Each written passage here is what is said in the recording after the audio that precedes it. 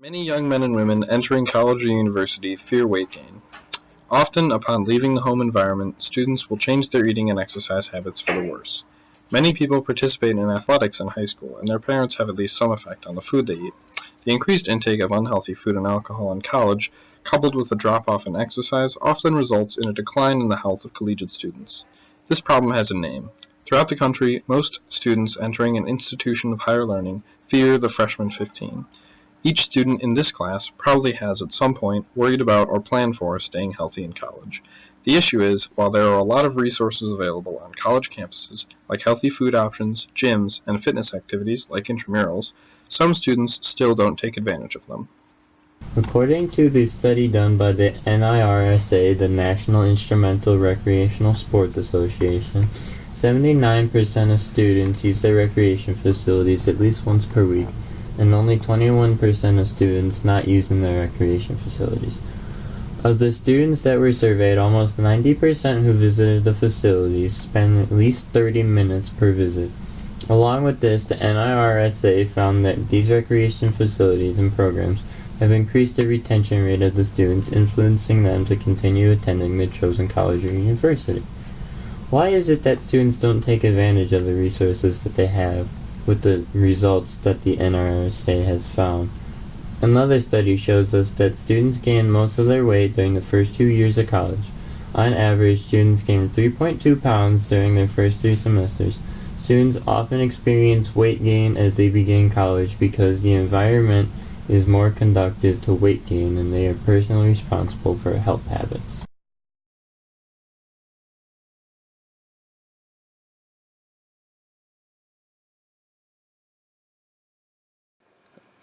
A solution to help stop college weight gain is to reduce the amount of trans fat used in food for Iowa State's dining halls, and for the kids to take it upon themselves to cut out the unhealthy things in their diets, like unsaturated trans fat, and even foods with large amount of preservatives like sugar.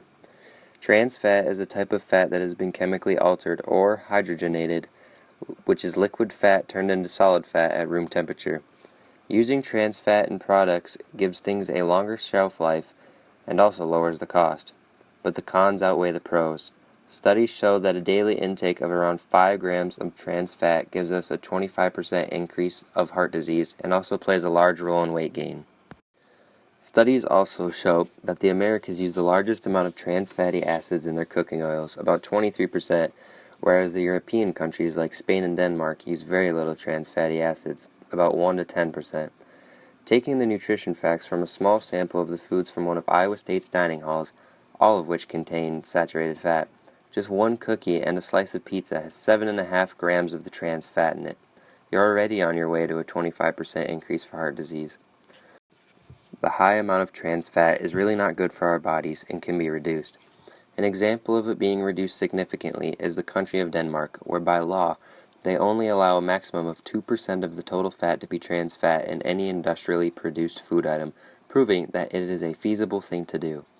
In order for us to help reduce weight gain in college, our government should create a law, like Denmark's, to limit the amount of trans fat that can go into food so that people, including college students, can start to make change in their lives and prevent weight gain.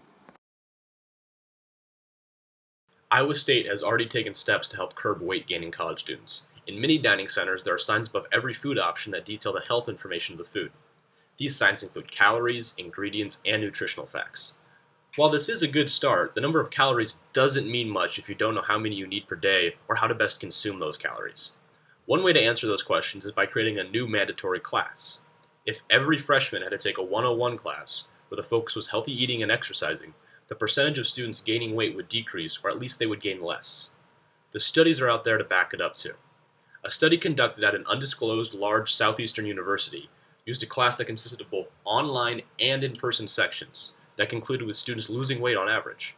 Other methods that were tested in this study included a purely online class, a purely in-person class, and no class whatsoever. The combined class was the most effective of the four methods, while the other methods ended up with less favorable results. At Iowa State, this class would be structured as a required, no-credit, half-semester class with both lectures and online quizzes. Think of a class similar to Library 160 or an Introductory 101 course. These classes take very little time out of a student's week and would provide information that's just as, if not more, useful than what is taught in Library 160.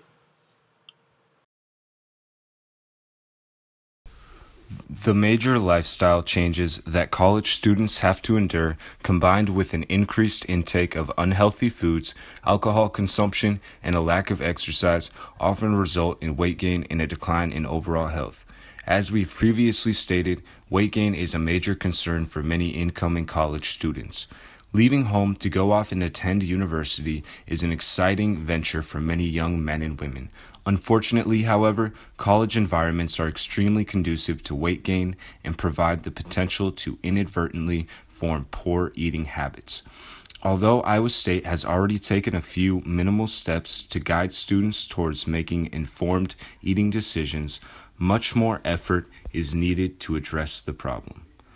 As we've stated, one of the possible solutions is to incorporate a required health education class into the freshman class curriculum. This solution is practical, but the more feasible and immediate solution would be to introduce university regulations that limit the amount of trans fat allowed in food served at the Iowa State dining halls. Iowa State University needs to take note of the success that countries like Denmark and Spain have had in providing healthier sources of food for their people and apply similar regulations at the dining halls. By regulating the amount of trans fat in foods and providing students with healthier selections, students who eat from campus dining centers will be able to effortlessly improve their diet. This alone, of course, does not solve the issue of weight gain in college, but by implementing these changes and informing college students that weight gain in college is indeed a verified phenomenon, Iowa State can work towards creating an environment that is less conducive to a decline in health.